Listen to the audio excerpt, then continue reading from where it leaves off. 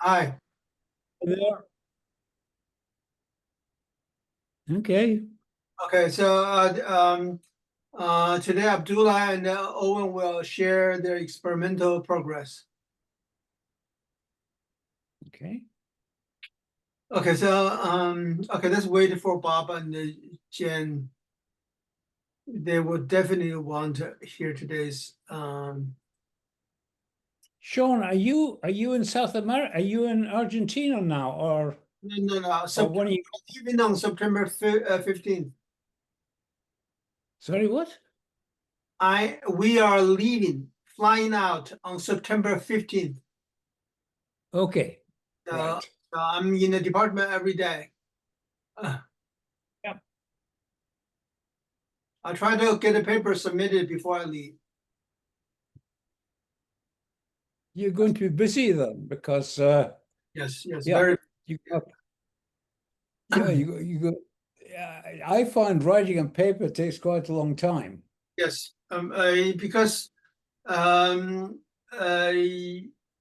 especially this paper, I think, will be historical because you correct some of the things you said in your previous paper, and then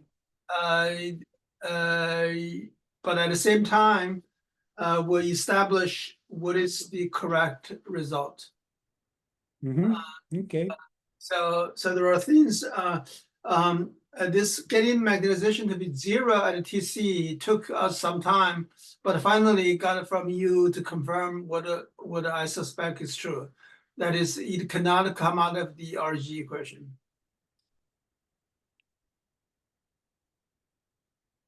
I'm sorry, I missed that. What did you? The mean magnetization, there's no definite size scaling for magnetization above TC cannot be derived from the RG equation. Okay, yeah. Okay, so I think the let me share a screen.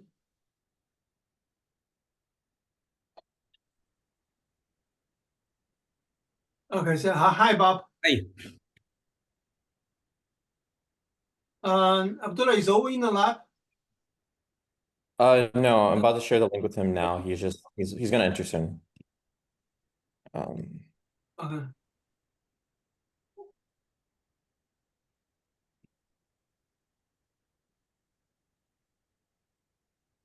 Any moment now. Okay, so I know Rio cannot join because he's traveling in Japan on a summer vacation. I don't know if Jan can attend, but I think we should get started. Okay, so everyone, this Zoom meeting is recorded. Okay, I hope everyone's okay with that. Okay, and then Bob, thank you very much for the correction on the zip code. For Humphrey. Yeah, Mike, you know Humphrey passed away, right? Sorry, what? I was sort of trying to. My screen suddenly went blank. I seem to have been kicked off the system for some reason. I mean, the internet is a bit should I say, dubious here. Okay. Hi, Jen. Hi, Sean. Okay, Mike, I said Humphrey Maris passed away last week. I know. I got the email. Okay. That's a bit sad. And then Douglas give us their home address, but it was the wrong zip code, and Bob corrected. So I just thank you for that. Yeah. Okay, so let's get started. So can everyone see my screen? Yes. Yes. Okay, so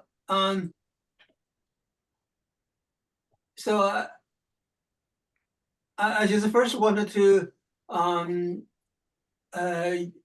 review what I understood about this Anderson-Yuval-Kosterlitz RG. Mike, do you agree? From now on, I'm gonna stop calling this the Kosterlitz RG. Instead, I'm gonna call it Anderson-Yuval-Kosterlitz RG. Do you accept that? No, I think you should leave the Anderson-Yuval names in Okay. because they are the originators of it. Okay, so you agree? I call this AYK RG, right? All right. Okay. All right. This is so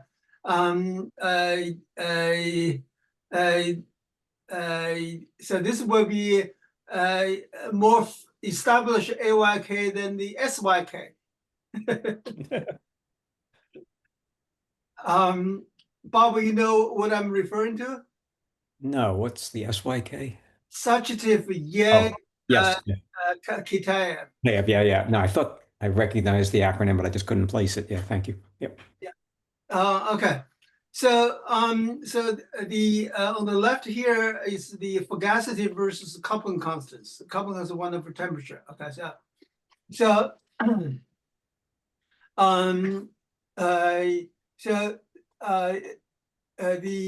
there are 3 a set of equations that give you this red, the blue, and then this light blue curve. Okay, deep blue, light blue. Okay, so C, this coupling, this a constant of integration from the RG equation, and when you expand it around the TC and to the lowest order, this C as a function of this T, this is I guess called a reduced temperature. Is T divided by TC minus 1, or is T minus TC divided by TC. So if T is less than 0, little t less than 0 is below TC. If it's larger than 0, is above TC. Okay, so if I plot C versus T for different values of fugacity. Okay, for different values of fugacity. Okay, for 0 fugacity is this black curve here. Okay, so there's a 0 here, and then is parabolic above. So if it's 0 fugacity, C never goes negative.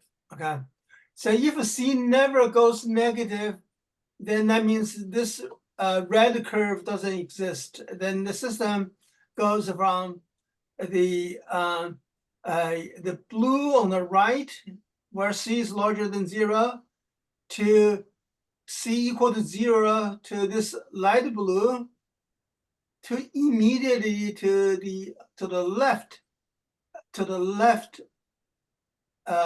So it goes from deep blue, light blue, to deep blue,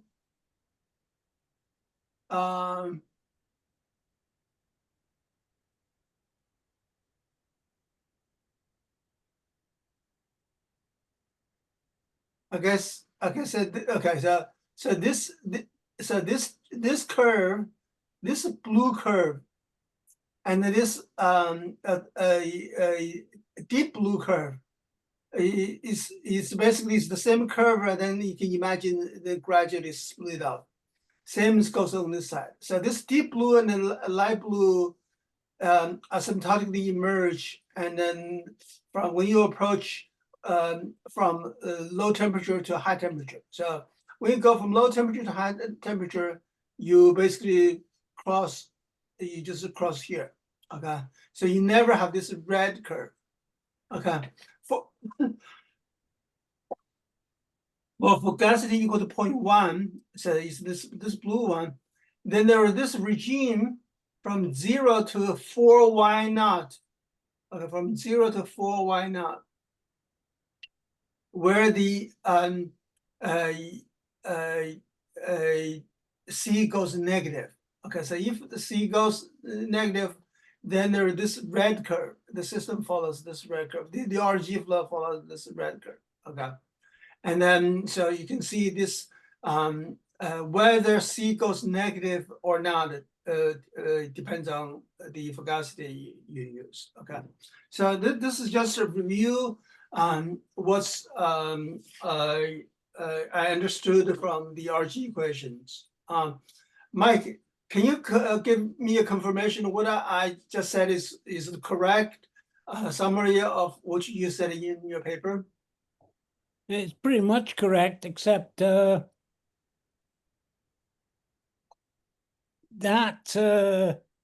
curve, you know, the leftmost curve, which is Yes. T greater than TC and C positive, Yeah. That is only, you see,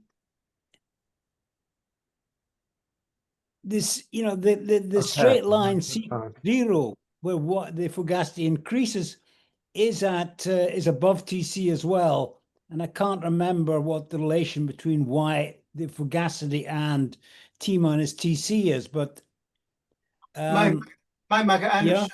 yeah. I understood. So if the fugacity, let's say, is 0.1, okay, if the fugacity is 0.1, then when you raise the temperature, you go from this curve to this curve. Okay. Hang on. Sorry, I don't know what this and this Yeah, means. your cursor's not showing. Oh, okay. Can you see? Oh, there it is. Now it is. Yeah, yeah. Okay. Oops. Very small. Okay. Where- Okay. So okay. I'm going to write on this. Okay. So starting from low temperature. Okay. You're starting from here. Okay. You go to TC. Okay. So you go to, so your blue curve, you go from here to here. Okay. So this is TC. TC is this blue curve. Okay. Then this one goes negative. C goes negative, means you're on the red curve. I see what you're saying. Yeah, okay. You're on the red curve. Okay. Okay. So when you go on the red curve, you go down. Okay. Up. Okay. You go down and up here. Okay.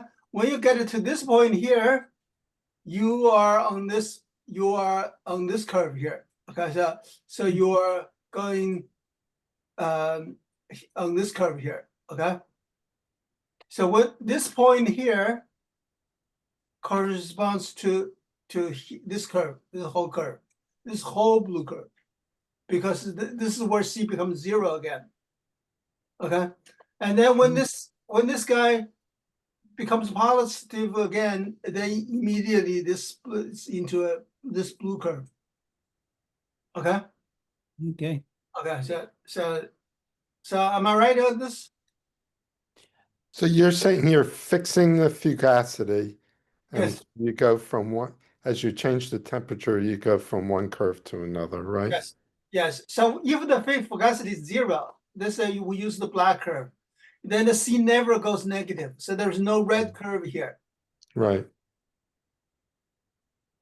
Okay. So I think Well, one of yeah, you, that makes a lot of sense, because if Y is 0, then basically you always have a trivial theory. Mhm. yes. All right. Spin Okay, so Owen and Abdullah, this is a great opportunity for you guys to make an animation of how the system changes temperature, so the C changes on this curve, and then see how the RG will change. And it will be a great tutorial material for future generation of people study the KT physics. Yeah, I can look into that and try to make one. Yeah. Okay.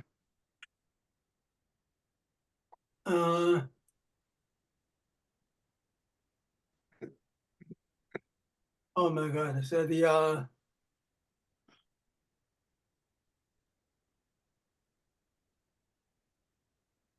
okay, so yeah, the time that we spend on this will save future generations in using this material. Okay. Okay, so this is the key result from this RG discussion is this equation 15. So so this equation 15 comes from so if you combine the RG equation for for y, and the k, and then when you combine all of them, you will get this dl km squared equals 0. So which means km squared is what Mike called it the renormalization group invariant. So this is a key concept, okay? So this key concept directly leads to this equation, okay? This equation contains a beautiful result. In other words, when little t is 0, in other words, big T is at Tc, there's a discontinuous jump in magnetization, okay?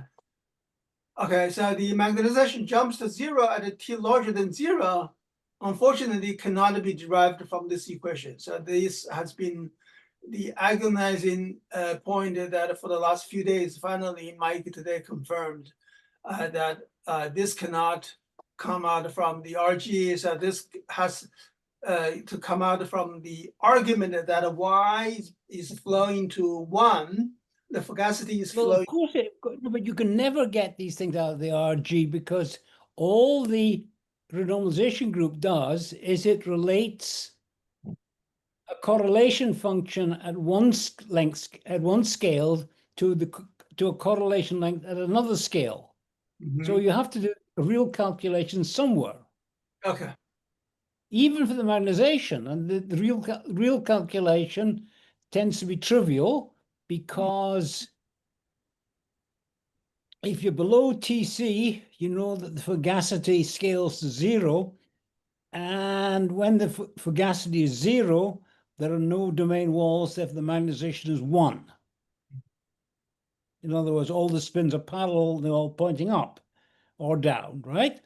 But above Tc, the fugacity grows with the length scale.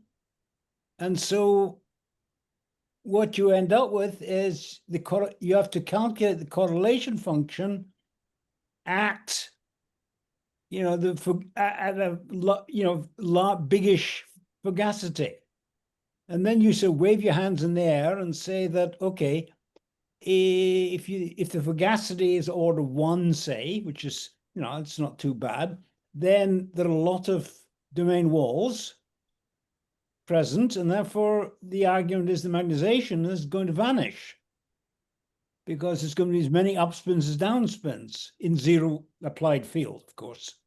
That's the argument. Yeah. Okay, so Mike, so what I'm saying is there's no way you can get anything out of just the renormalization group equations. okay, so Mike, for finite size scaling for any physical quantity, when we do finite size scaling using RG, then we have to do our best, right? So the way I arrived at, I started from your RG equation for magnetization here, okay? So then what I did is so I'm gonna write in this region here, okay? So for T less than Tc, okay, so what I have arrived at is the magnetization L at finite L is equal to M naught. Okay, so I'm going to simplify all these intermediate steps. Is e to the negative y naught square over c. Sorry, plus here.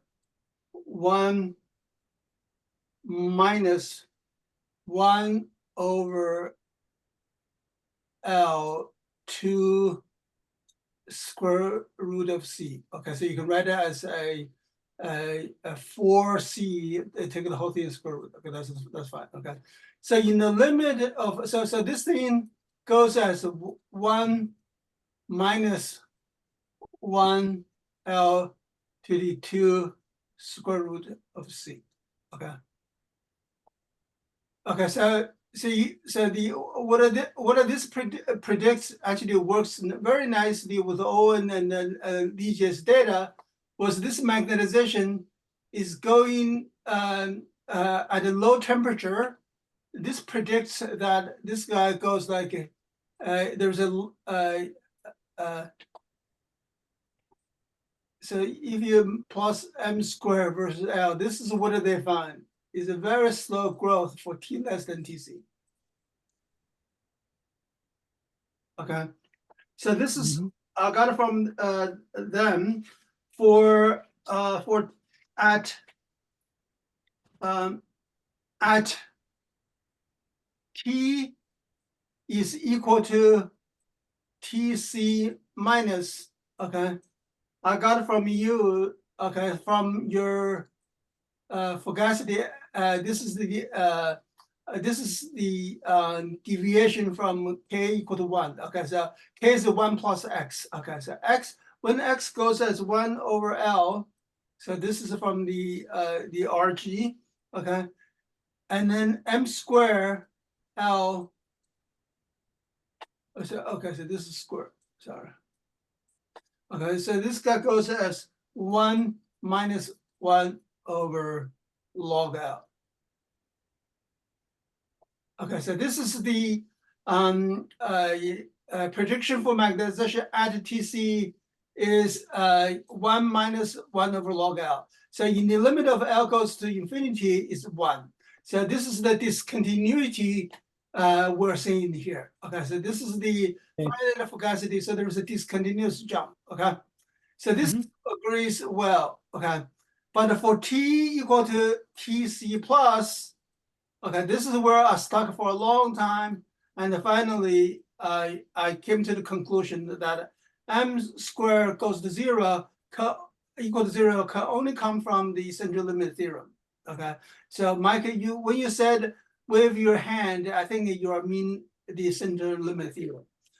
Yes, it comes out of direct central limit theorem, and then this. Wait a minute. Are you sorry? This when you were saying L, is this the system size or is this the scale parameter? Which is it? The system size.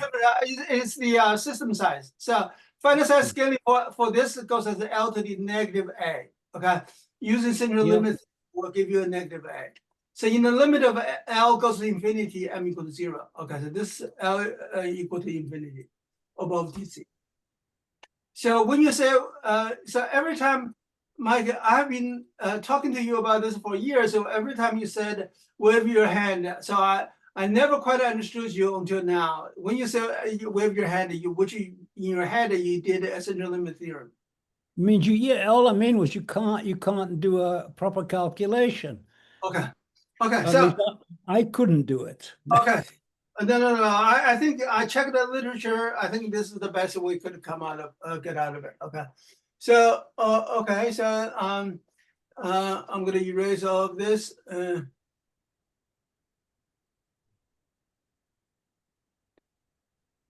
Yeah, I mean the point is that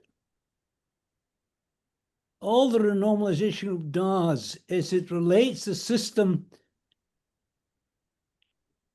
with a set of physical coupling constants, where you can't do the calculation, but only to the same system, but at different values of the coupling constants. And then you still got the same problem. You have to do the calculation of the correlation function with these new parameters. But if you're lucky, you can make good easy approximations to the correlation function. Okay. Thanks, Mike. So now let's get to the real crunch of our paper writing, and then there's one issue we needed to address right away. Is this this quantity that Eric Illusion called psi? In his psi, what psi is the km square.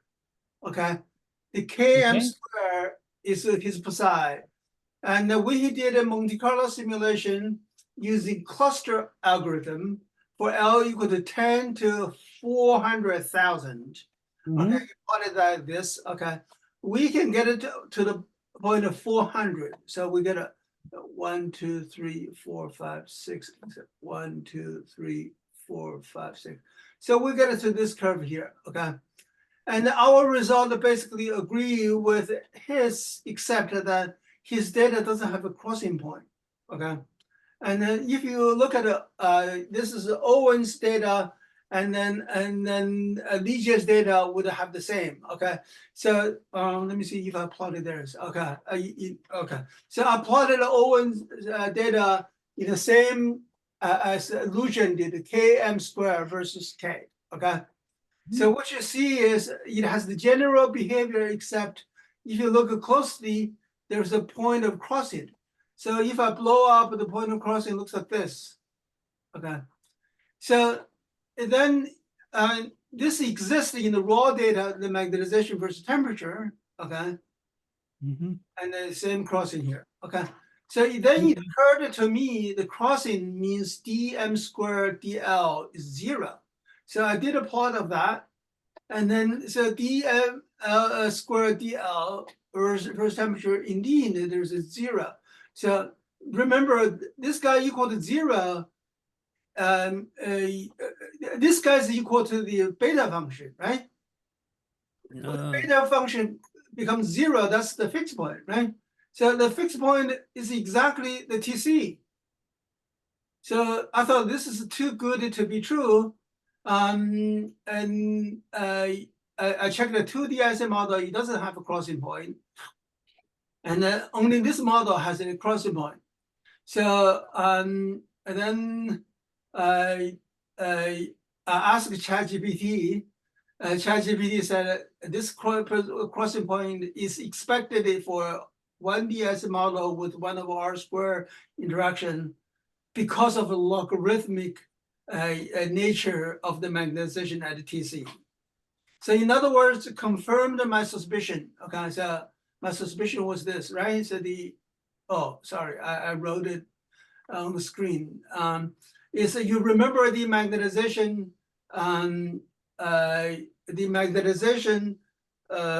okay, so I can rewrite it. Okay, so for T below TC, okay, the M square L, okay, goes as something like a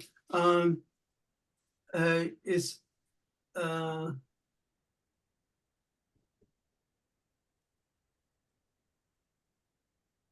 is 1 minus 1 over log L.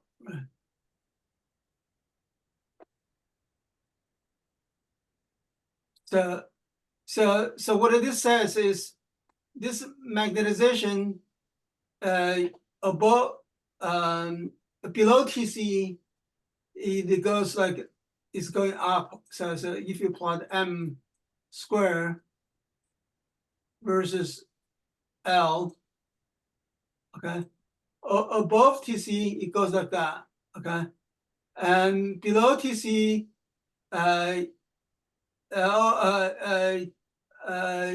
sorry, above TC is this.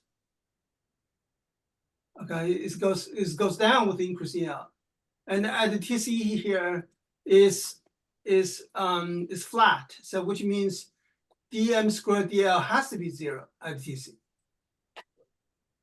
So the fact that the existence of crossing point comes straight out of this. In other words, the logarithmic correction to the magnetization below TC and with a negative sign. If this were a positive sign, there would be no crossing point.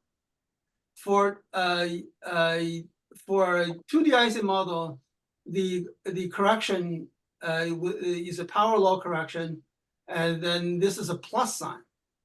So you never get a crossing point in the 2D Ising model, but in this 1D 1 over R square interaction model, this guy is a negative sign. So this negative sign implies existence of a crossing point. So this is a very, very, I think this result alone should be a PRL.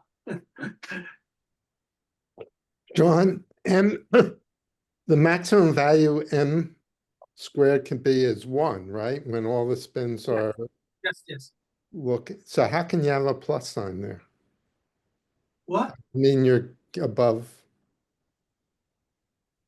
The magnetization goes above 1. How Oh, can- that one is some, oh, you mean in the 2D Ising model? Yeah, or whatever you said in some cases there's a plus sign there. I think in 2D Ising model is some constant with a plus sign in front, Oh, it's a constant plus. Yes. Okay. not a No, one. Yeah, okay. yeah. Okay. Yeah, I think ChatGPT is correct on everything.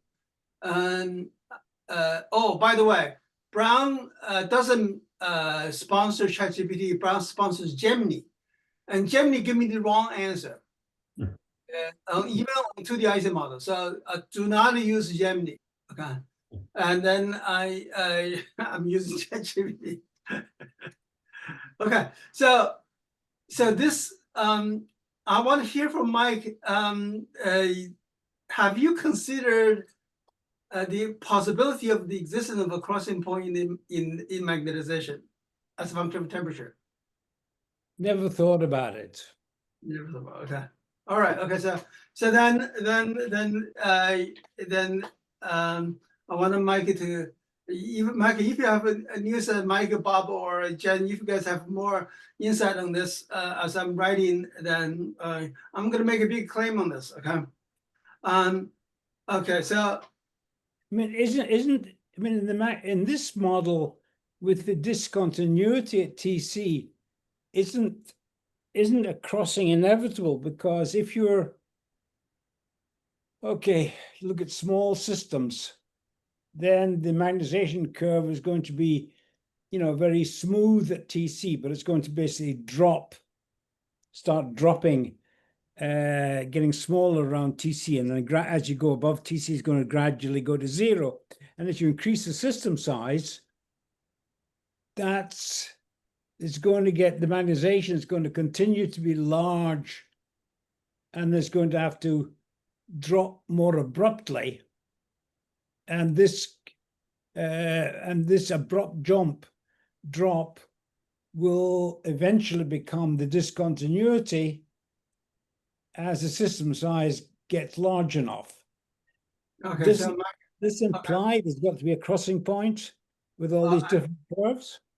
Mike, I think it's a very good observation. Okay, so what you are just said was this. I mean, I'm not completely sure, but somehow it seems to me that the behavior of the curves with increasing system size seems to demand that the finite size scaling curves will cross. But Yes. will they cross at all? I mean, is there like an asymptotic crossing or? No, I mean, no. The crossing point is going to be roughly at the same temperature, if you wish. Yeah. For any system size, but it's good. Yes. But The roughly. crossing point is not going to be for every system size. It's not going to be at the same point. Exactly. That's what I was getting at with. Yeah. Very, very right. Okay. Yeah, So it's got to be connected with the jump in M, right? There's this universal jump. So this is the universal jump. This is at the TC. So yeah, so yes, you're. I think Bob, what you are implying is this crossing may not be exactly at the TC. For some arbitrary L, right? Correct. But it's got to be heading as you increase L. It's heading. Yeah. So this point here is very close to. They may not cross exactly at the same point. Okay. So very much like the Binder cumulant crossing for 2D Ising model. It's also not precise, but there's a crossing. Yes. Okay.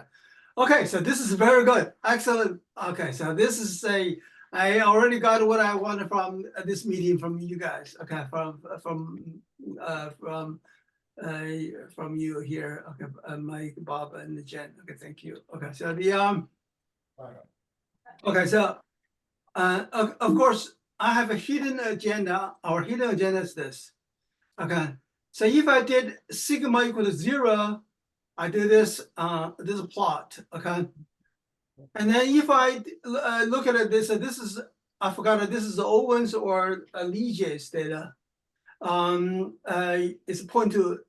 Owen, did you do a 0.2 or 0.1? I believe that's our data for 0.2, and the 0.1 I get following our discussion yesterday, I sent to Abdullah to analyze as well. Yeah, the data's done. I'm just analyzing now, more or less. Yeah. And then you can see the there's a dramatic change in this plot. So I'm very encouraged. So the destruction of this AYK transition with or survival in the presence of a finite random field probably can be answered by doing a thorough, detailed calculation around TC in this plot. So okay, so this is the effectively a finite size scaling analysis of the magnetization. Okay.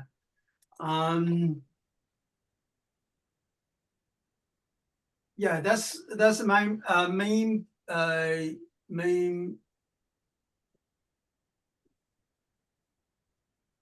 Okay, so let me. Can you guys see my screen? Yep. Okay, so finally, I wanted to Mike to confirm. So this on my screen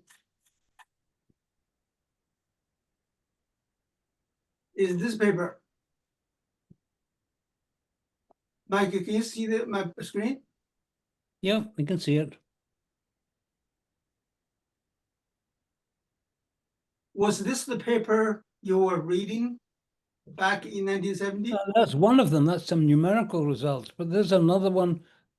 We actually derived the renormalization of equations. This one has the derivation for the RG equation. So this is the RG equation. They arrive. Hold on, let me see the RG.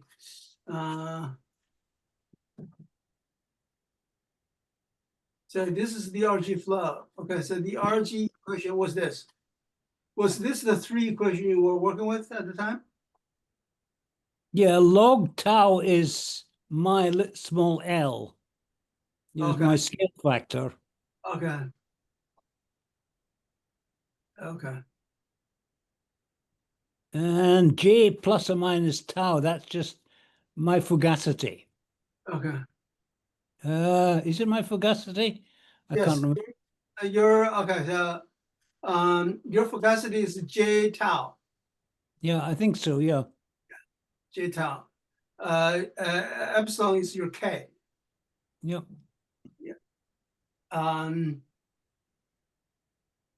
I'm just really impressed how they figure out this, and then you were able to reconstruct everything using your own argument, and then having the I remember reading Anderson-Yuval paper. I thought there's no way I can reconstruct anything, and then okay, so I really should have done this 20 years earlier, but okay, it's never too late.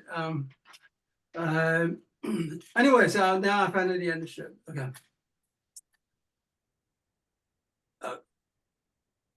Yeah, this is the okay. So this is the magnetization jump. The where they get a 0.79. This 0.79 is also is for C equal to 0. Okay, C equal to 0 means the fugacity is I think the fugacity is about 0.1 from their calculation. Okay, but anyway, so the your result agrees with theirs. But in your result, Mike, I have one question regarding the choice of fugacity. So in order to get a 0.79, I have to use fugacity at a 0.1. And then, but according to your plot here, the when the fugacity is 0, the TC is 1, isn't it? I think so, yeah. Okay. So, Because TC depends a little bit, depends on the fugacity.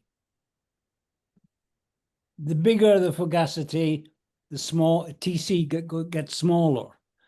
so in this 1D Ising model with long range 1/r square interaction, should I treat the fugacity as e to the minus the energy to create a defect divided by kT? So No.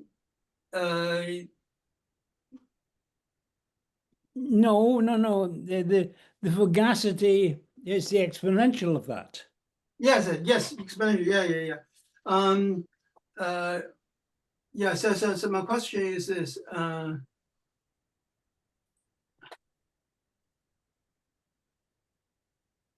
So fugacity is e to the this, right? I'm sorry? Okay, so this is the fugacity here.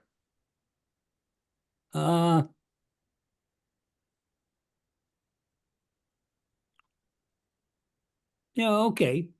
But you know, there isn't much point. Actually, there isn't much point in trying to relate the fugacity to physical quantities, because the point is that the perturbation expansion assumes fugacity is small, and in the renormalization group equations, the fugacity and the interaction constant are decoupled.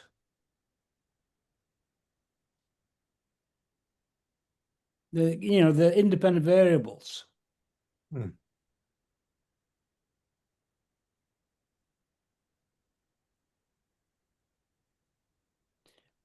I mean, if you like, you can use a physics to determine the initial values of the fugacity and so on, but once you start renormalizing things, the fugacity sort of gets decoupled from the interaction constant. Okay, so so if I set your a equals 0, because a is a function parameter you inserted in this Hamiltonian here. Okay. Yeah, I mean, all I did, remember, all I do use that capital A for is to introduce a term which will decrease the fugacity, make the fugacity small enough so the perturbation expansion is good, but will not affect the transition. I mean, it'll change the transition temperature, but it won't affect the nature of the transition. Because that A is, if you like, is technically an irrelevant variable. Okay, So all it does will make the fiddle about with the initial value, the fugacity, but otherwise won't change the physics. the fugacity is a smooth function of temperature across TC, right? Well, remember that all the renormalization group calculations are designed to describe the critical behavior around TC, and therefore, the coupling constant is regarded as constants. Although, if you really calculate these coupling constants, from a physical Hamiltonian, they will depend on everything that appears in the Hamiltonian. Okay. The coupling constant, temperature, and so on, but they're regarded as temperature independent constants. Mike, Which, close enough to TC is a fair enough assumption. right, Mike. So what I want to say was, in Anderson-Yuval's, I can obtain Anderson-Yuval's result using yours by setting a equals 0, k naught t equal to 1. then this y naught is equal to e to the minus 1.55, right? Gamma is 0.57, sorry, 0.577. So then I will get this y naught about 0.13, and then from that I can get the TC of 0.79. Okay. Okay. Okay, so finally, I wanted to share with you that I have pinpointed exactly where the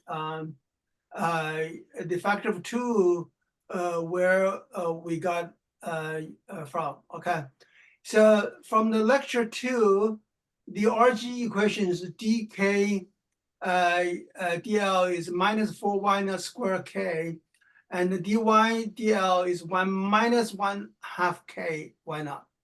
So then what you did was you said, well, if I change k to 2k, get rid of this 2 factor, the first equation have no change. This equation becomes simplified.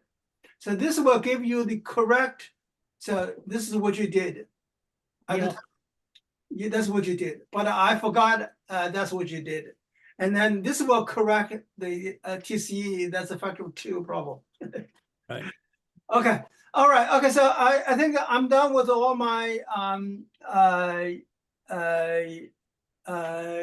what I needed to share, and I want to Owen and Abdullah to give a quick report of what they did. I have been enjoying analyzing their result, but unfortunately, I have to force them to do experiment because the NSF money dictates that. When I certify their effort, I have to say that they actually did experiment. So Owen, go ahead. All right, can everyone hear me okay? Yes. Okay, wonderful. Thank you. All right, give me 1 second, please. I have a lot of tabs open.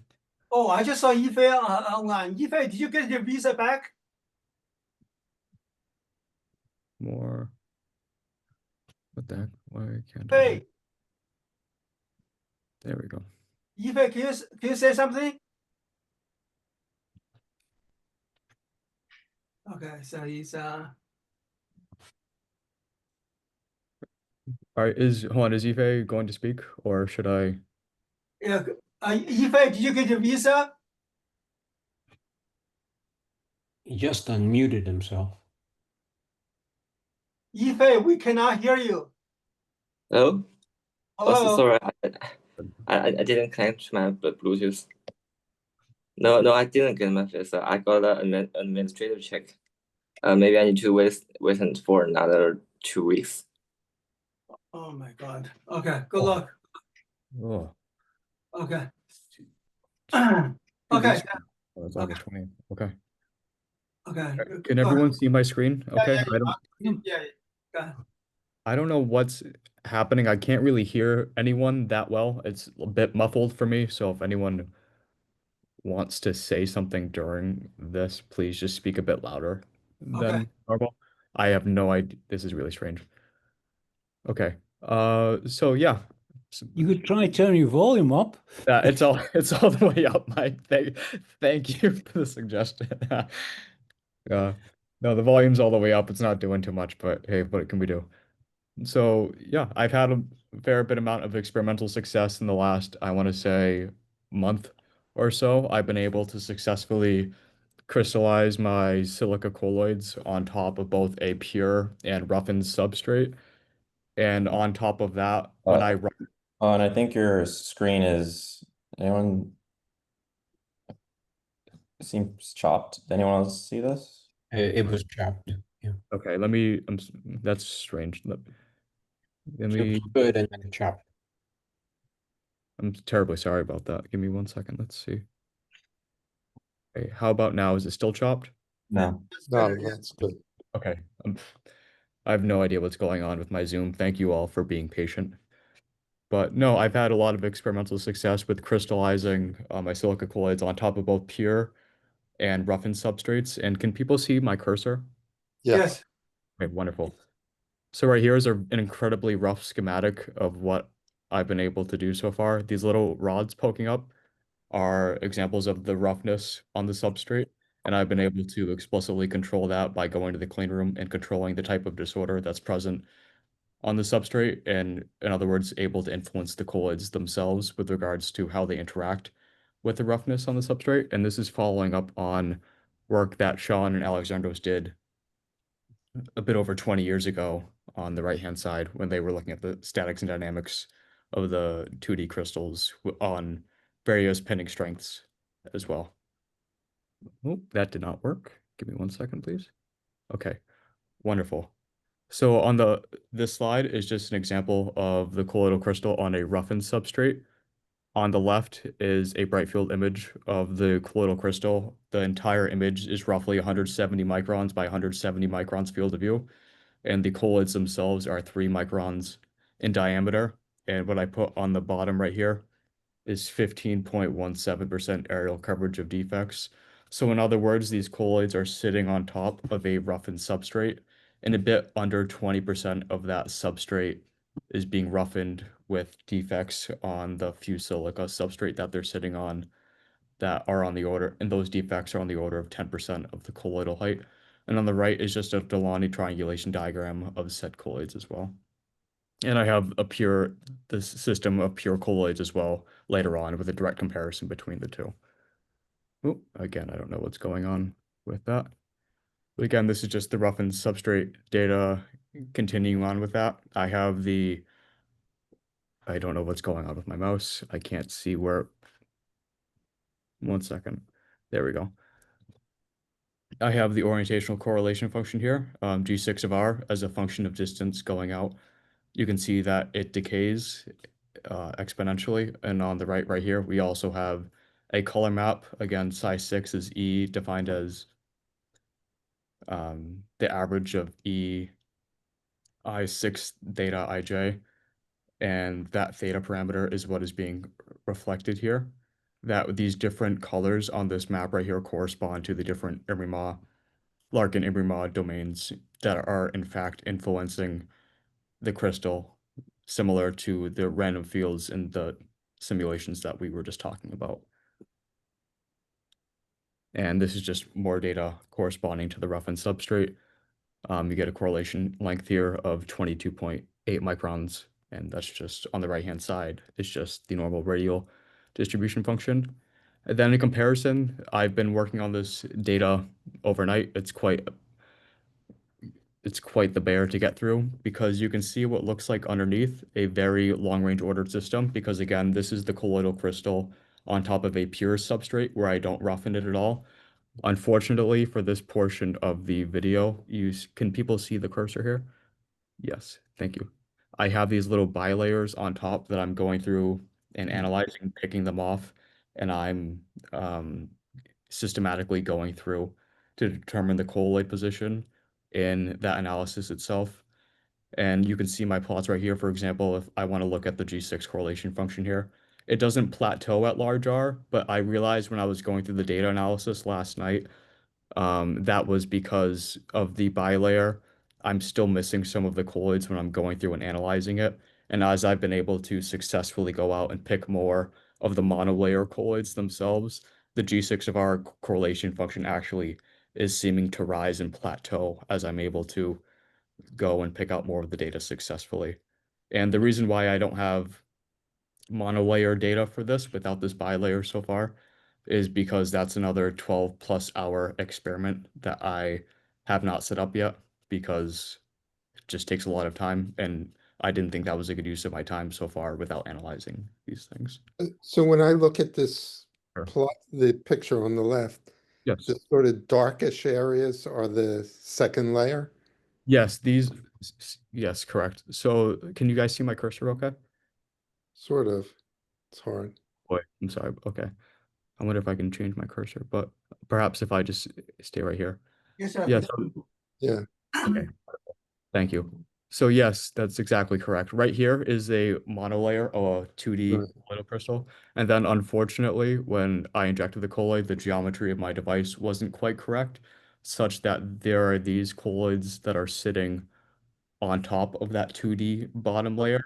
And that's been a bit of a bear to get through data analysis wise. It's a bit tricky. one thing we can talk about, Sean, in a potential grant proposal is I can machine learning that top layer off to make it a bit easier. Owen, so this is as experimentalists talking. This is why we always work our butt off to do the best experiment, and then so we can save ourselves in the analysis. If you have a non-desired experimental result, then everything in your analysis will be compromised. So that's why, as experimentalists, we always go all the way with our ability and the capabilities to do the best experiment we possibly can. Then when we do an analysis, we have to settle, then there's nothing we can do. That's always the case. You don't want it to shortcut your experiment and then try to pull some magic rabbit out of a hat in the analysis. That never happens. So the I don't know if you remember, there was NASA sent a telescope to space, and then they made a mistake with their lens, and then the image was blurred. So NASA eventually spent something like $100 billion and then sent a shuttle to fix the lens, so then they could get the best image possible. So we want to work our put all our experimental resources to get the best data we can, and then we do analysis. No, machine learning of the bilayer, that's a no-go with the analysis. The NSF, there's no way they will fund you for things like that. They will never. Yeah, I completely agree with you, Sean. And the reason I didn't do more data for this pure substrate is because, again, that's just a bit of a time investment. Obviously, I was going to do that tomorrow. We have a meeting. I completely agree with you. That's the reason why I didn't. You want to do experiment is to get it the best possible 2D crystal you can, and on a smooth substrate, on a rough substrate, and then we can the analysis would mean something. Yes, I completely agree with you. And following up on that, I mean, I completely agree, but that's where the state of the experiment is. I'm redoing the pure substrate tomorrow, Okay. with more constraints on the monolayer. I just felt like these plots were a bit promising in terms of it does look like, obviously, Yeah. I do have the right parameters in terms of roughening the substrate, and I'm able to control the roughness such that we can map out the entire phase diagram. And that is consistent with what this pure case seems to be looking like. Obviously, I do have to redo it with the monolayer, but yes, I agree. That's where we are. Okay, that's all. Okay, so then Abdullah, go ahead. Yeah. I'll share my screen. So, sorry, let me just slideshow here. So I guess a bit of introduction for what I've been doing to John and Bob and to Michael. So I'm essentially doing the 1D version of the 2D quench colloidal dynamic system project. So in terms of that, I have a bit more engineering that I have to do and compared to Owen's, which is more so a 2D field. Mine has to be confined to a 1D channel, particularly, let's say, for Archimedes spiral, where the radius between the different... Wait, is my camera visible? Also, is my cursor visible? Yeah. Yeah, where the distance between each channel is far enough to where there's not unintended interactions. So my main obstacle was to make sure that there actually are confined to the 1D channels and there's no like in-between parts. Previously, what I tried to do was to have the colloids flow through sort of one at a time through the spirals, but due to limitations with the aspect ratio, it is quite difficult to have the colloids flow through without some sort of like clog, because at least with the colloids that we have, due to time and other things, there are dimers, trimers that could essentially block the system from going fairly through the spirals. So instead of relying more so on fluid mechanics of having the colloids flow through, I then relied on a more sort of rudimentary, more sort of straightforward idea where I have the colloids, let's say, into an edge spiral. And then I have like a substrate on top of it. And due to gravity, I sort of force the colloids to just fall into the 1D channels.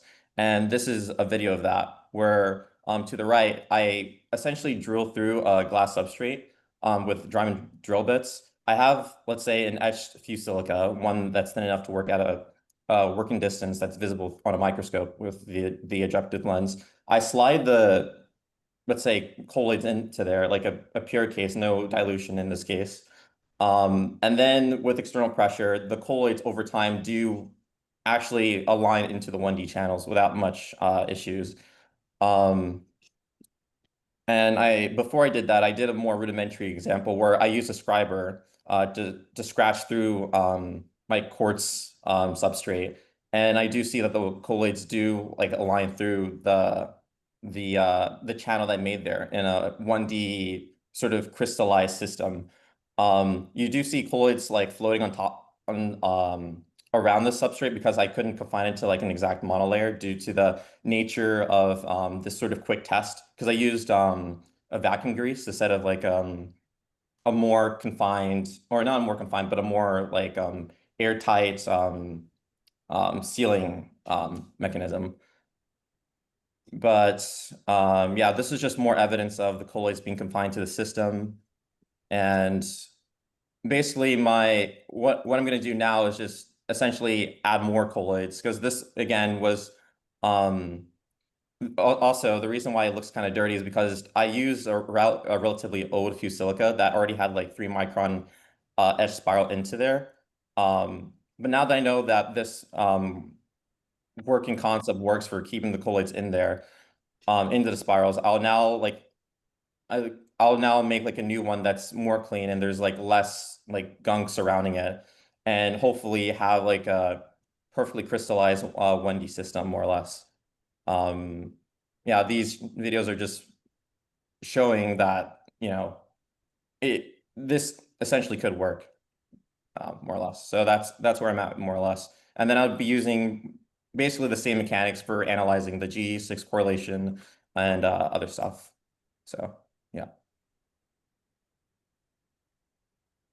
That's where I'm at in the projects. Okay, so I'll be in the lab this afternoon. We can talk how to improve this. Okay. Yeah. Okay, so I think our time's up. Thank you very much. Okay, Owen and Abdullah, and then the thank you Mike and Bob and Jen and Yifei for tuning in. This is a very I'm going to stop recording now. Okay.